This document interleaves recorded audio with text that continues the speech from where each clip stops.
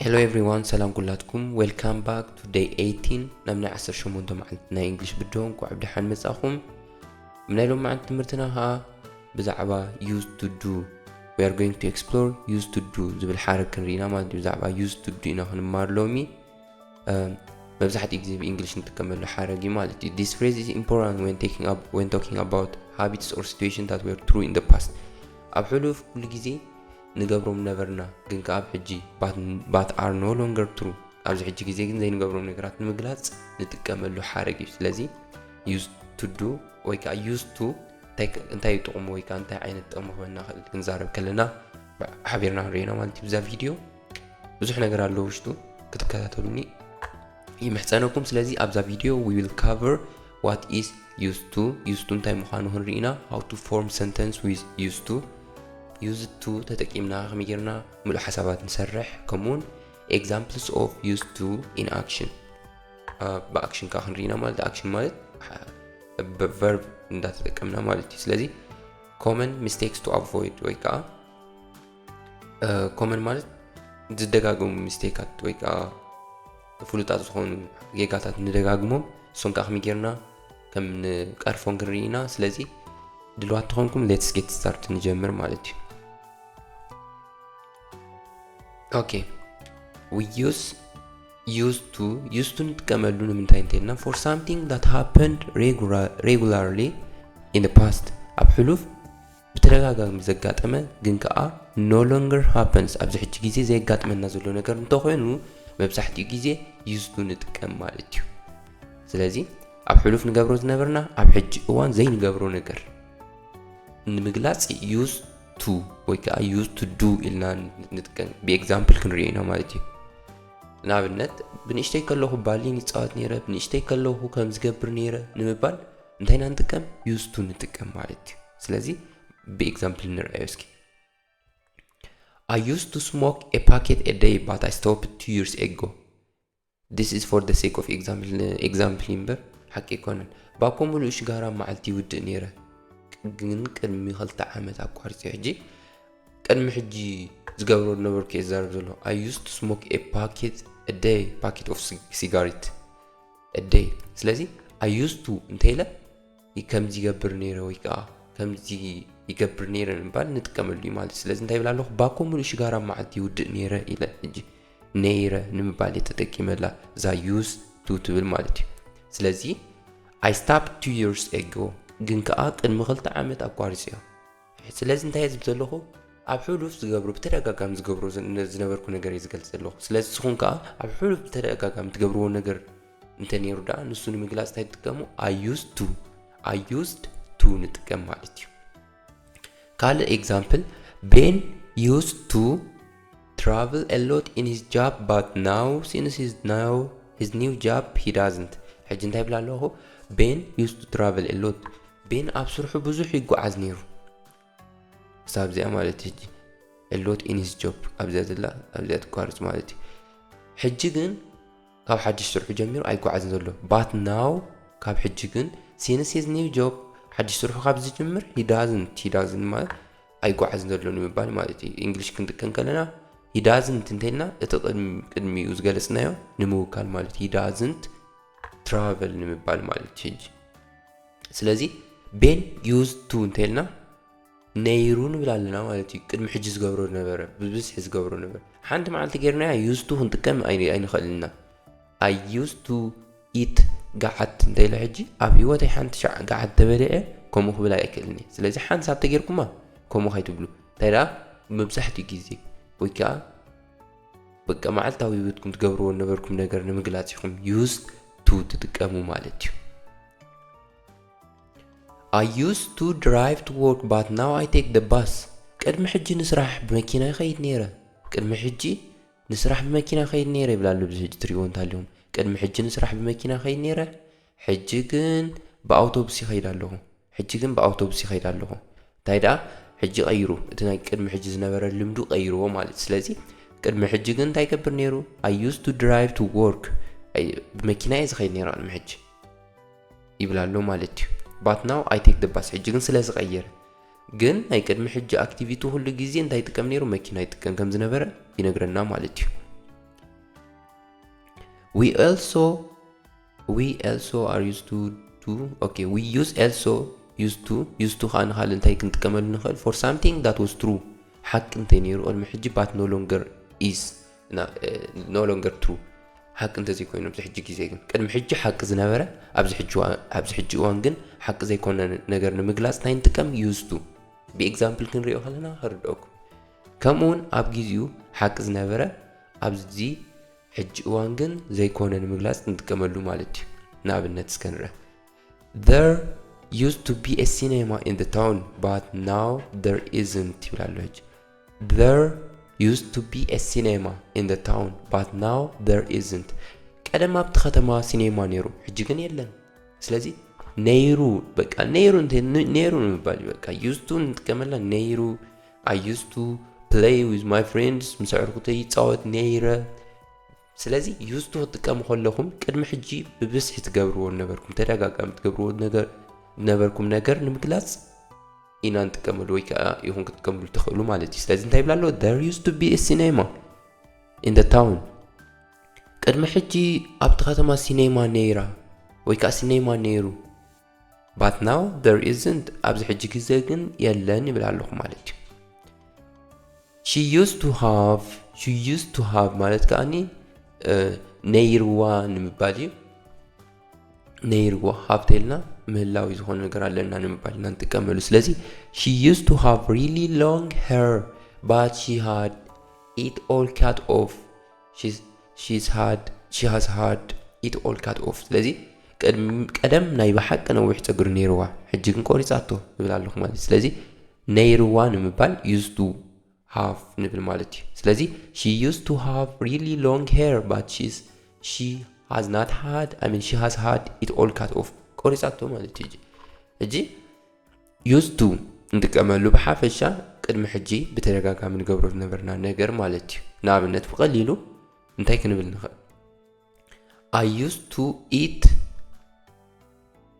pasta when I was a child እንተልና ቅድሚ ሕጂ ንእሽተይ ከለኹ ፓስታ ይበልዕ ነይረ ብተደጋጋሚ ዝበልዑ ነበርኩ። ኣብዚ ሕጂ ግዜ ግን ዘይገብሩ ነገር እዚኣ ዝተውዕሉላ ዘለኩም ኣብዚ ሕጂ ግዜ ዘይትገብርዎ ነበርኩም ነገር ማለት እዩ። ንኣብነት I used to live in Eritrea እንተኢለ ሕጂ ንኣብነት ኣብ ኤርትራ ይነብር ነይረ ኢሉ ኣለኹ። ሕጂ ግን ኣይነብርን ዘለኹ ነይረ እንተኢልና እኮ ሓሊፉ ማለት እዩ። ኣብዚ ሕጂ ግዜ የለን ማለት እዩ። ስለዚ used to ክንጥቀም ከለና ንምንታይ ኢና ንጥቀመሉ ቅድሚ ሕጂ ተደጋጋሚ ንገብሮ ነበርና ኣብዚ ሕጂ ግዜ ግን ዘይንገብሮ ነገር ንምግላጽ ማለት እዩ። I didn't used to like him but now I do. ቀደም ኣይፈትዎን ነይረ ሕጂ ግን ይፈትዎ እየ። ስለዚህ I didn't use to እዚኣ ኢና ተጠቂምና ዘለና I didn't use to እንተኢልና እንታይ ንብል ኣለና I didn't used to ኣይገብሮን ነይረ ወይ ከዓኒ በቃ ኣይገብሮን ነይረ ንምባል ማለት እዩ። ስለዚህ እዛ ላይክ እንተወሲኽና ኣለኻ እንታይ ትኾን ኣይፈትዎን ነይረ ማለት እዩ። ቀደም ኣይፈትዎን ነይረ ሕጂ ግን ይፈትዎ እየ ይብል ኣለኹ። ስለዚ ቅድሚ ሕጂ ዘይምፍታው ንብዙሕ ግዜ ቀፂሉ ነይሩ ኣብዚ ሕጂ ግዜ ግን ምፍታው ስለዝተቐየረ ወይ ከዓ ክፈትዎ ስለዝጀመርኩ እንታይ ኮይኑ ክፈትዎ ጀሚረ ማለት እዩ። ግን ከዓ I didn't used to እንተኢለ I didn't used to like him እንተኢለ ቀደም ኣይፈትዎን ነይረ ይብል ኣለኹ ማለት እዩ። used to do እንተኢልና used ከተንብቦ ከለኹም ሕጂ used to do ኢና ነንብቦ ክፀሓፍ ከሉ used ኣይንብልና used to do ክንብል ከለና ሓንቲ ቁርብ ክስታይ ከሆኑ ማለት እዩ። ተኣክሰንት ጠፍእ ማለት እዩ። used to do ዘይኮነ used to do ንብል ማለት እዩ። ቀደም ይገብር ነይረ ንምባል is different from to be used to do to be used to doing። ንኣብነት እዚን ክልቲአን to be used doing ትብል ዘላን እዛ used to do ትብል ዘላ ፍሉይነት ኣለወን ክልቲአን ማለት እዩ። ስለዚህ to be used to going ትብል ዘላ to get used to going እዚን ሰለስቲአን ፍሉይነት ኣለዋ። እስኹም ኣብ ሕጂ ግን ፎከስ ክገብሩላ ዘለኩም እዚኣ used to do ቀደም ይገብር ነይረ ትብል ጥራያ ኣቐንዲ ገዳሲት ኣብዚ ሕጂ ግዜ ትኻልእ ቀሲልኩም ከተማዕብልዎ ትኽእሉ ነገር ስለዝኾነ ማለት እዩ። ግን ከዓ ንሓበሬታ ዝኣክል ክትፈልጥዎ ዝደልዩ ሰባት ኣለኹም ክገልጾ ክፍትነ ሕጂ ማለት እዩ። to be used to doing ንምንታይ ኢና ንጥቀመሉ to say something that's normal but unusual ሓደ ነገር ልሙድ ዝኾነ ወይ ከዓ ልሙድ እዩ ንምባል ንጥቀመሉ ማለት እዩ to be used to doing normally ወይ ከዓ ልሙድ ንባል ኢና ንጥቀመላ እዚኣ to be used to doing ማለት እዩ ንኣብነት ስከንረ I'm used to living on my own I have done it for a long time ኣነ ብውልቀይ ምንባር ለሚደየ እየ ኣነ ብውልቀይ ምንባር ለሚደየ ንነዊሕ እዋን እየ ብውልቀይ ነቢረ ይብላ ኣለኹ ማለት ስለዚ ሓደ ነገር ኖርማሊ ለሚደየ እየ ንምባል ማለት እዩ I used to live I'm used to living verb ing ንጥቀማለና ማለት እዩ Yemana has lived in England for over a year so he is used to driving on the left now Yemana أبعد إنجليش كابز نبر لعل عامد سلز كبره حجب سأقام مزوار لميدوه علو مالتي لذي Yemana has lived in England for over a year so he is used to driving on the left now Yemana أبعد إنجليش كابز نبر لعل عامد سلز كبره حجب سأقام مزوار لميدوه له They have always lived in hot countries, so they are not used to cold weather here. ስለዚህ ኩሉ ጊዜ ኣብ ውዑይ ሃገራት ስለ ዝነበሩ ኣብ ብዙሕ ኩነታት ኣየር ኣይለመዱን እዮም ይብላሉ። ስለዚ ዘይለመድናዮ ነገር ወይ ከዓ ዝለመድናዮ ነገር ንምጥቃም to be used ኢልና to be used going ኣብዚኣ ከዓ verb ing ንጥቀም ንኣብነት live ተኾይና living ነቒራ ካልእ እንታይ ኣሎ eat ተኾይና eating ነቒራ swim ተኾይና swimming ነቒራ ማለት እዩ ስለዚ to be used to live living to doing ክንጥቀም ከለና እንታይ ንብላ ኣለና ልሙድ ከም ዝለመድናዮ ንምግላጽ ማለት እዩ to get used to doing እንታይ ንጥቀመሉ to get used to doing ንምንታይ ንጥቀመሉ ምስ ንብል we use to get used to doing to talk about the process of something becoming normal for us ሓደ ነገር ንዓና ኖርማል እንዳኾነ ክመጽእ ከሎ እንዳተለማመድናዮ ሕጂ ቅድም እንታይ ነይና to get used to used to doing እዚኣ ጥራይ ክንርኢ ጸኒሕና እዚኣ እንተኾይና ኖርማል ዝኾን ዘሎ ነገር ንምግባር ማለት እዩ to get used to doing እንተተጠቂምና ኸኣኒ ኖርማል እንዳኾነ እንዳለመድናዮ ንመጽእ ዘለና ነገር ንምግላጽ ማለት እዩ ንኣብነት ንርኢ I didn't understand the accent when I first moved to here ናብዚ መጀመርያ ምትመጽኹ እቲ accent ይተረዳእኩን ነይረ ወይ ከዓ እቲ ለሃጃ ይተረዳእኩን but I quickly got used to it ስለዚ ድሓር ግን ቀልጢፈ ለሚደዮ ማለት እዩ ስለዚ ተለማሚደዮ ንምባል ማለት እዩ She has started working nights and is still getting used to sleeping during the day ንሳ زيادة عند مازن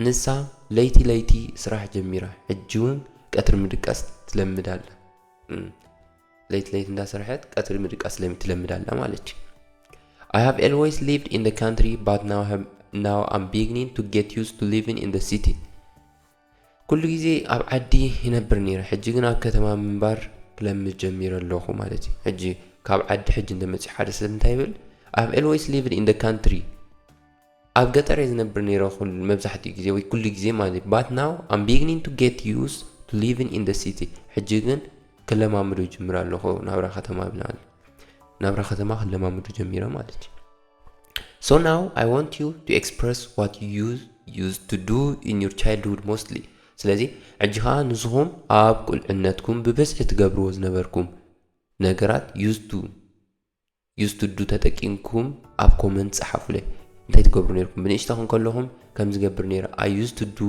ኢልኩም እቲ ትገብርዎ ነበርኩም ክትገልጹለይ ብትሕትና ሓትት ማለት እዩ ስለዚ that's for day 18 ናይ 18 መዓልቲ ትምህርቲ ኣብዚ ክንውዲእና we cover the meaning of used to እንታይ ምዃኑ ርኢና ኣለና how to form sentence ከመይርና ሙሉእ ሓሳባት ንፈጥር ርኢና examples of past habits and states ናይ ቅድሚ ሕጂ ናይ ዝሓለፈ ልምድታቱን ርኢና ስለዚ common mistakes ርኢና ነርና ብስፍሕ ዝበለኻ ኣብ ቀጻሊ ቪድዮ ኣቅርበልኩም ብዛዕባ እዚ ምክንያቱ ዝንጀመር ስለ ዝኾነ thank you for following along ስለተሰዓብኩምን ብጣዕሚ የዘመስግን don't forget to subscribe ምግባር ኣይትረስዑ share ምግባሩን ኣይትረስዑ this video with others ስካሉት ሰባት ምክንያቱ ብዙሓት ሰባት ክመሃሩ ዝደልለው ከማኹም ስለዚ ንዕኦም share ግበርሎም see you in the next lesson ኣብ ቀጻሊ ቪድዮ ይራኸበና የቀኒየለይ